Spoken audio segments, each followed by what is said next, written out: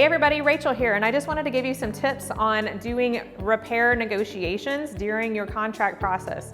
So after you go under contract, one of the first things you're gonna do with your buyer is get an inspection done.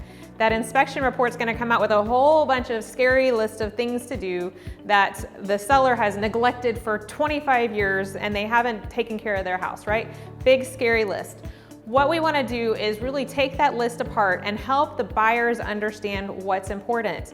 Obviously, things like cosmetic things that can be fixed for $2 is not something that I would suggest to them as something to fight over. So when we're going into this process, we need to understand and let the buyers know that they're going to negotiate on things that affect health and safety. Those are the highest priority items.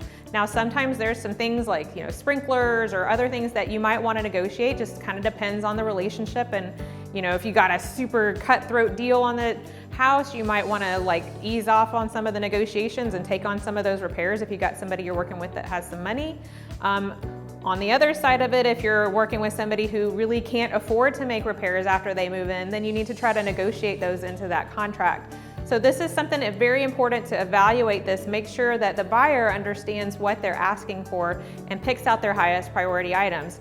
I've seen things like, in the attic, there was a light bulb that didn't have a little safety cover over it. Okay, that's not something I'm going to suggest to my buyer that they go ask the seller to go, repair.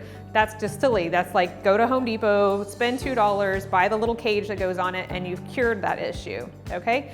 So focus on the big important things, making sure that your buyer gets their needs met, but making sure that they kind of don't factor in the cosmetic things because those things can be changed. It's just the same thing as when you're showing a house, you tell them, don't look at the paint on the wall, that can be fixed, all right?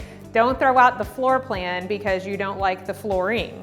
All right, so just make sure that your buyers understand we're gonna focus on the important things with the inspection.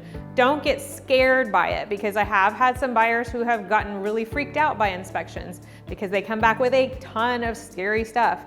They don't understand what all these things mean, and since you are the professional, you can help walk them through that process.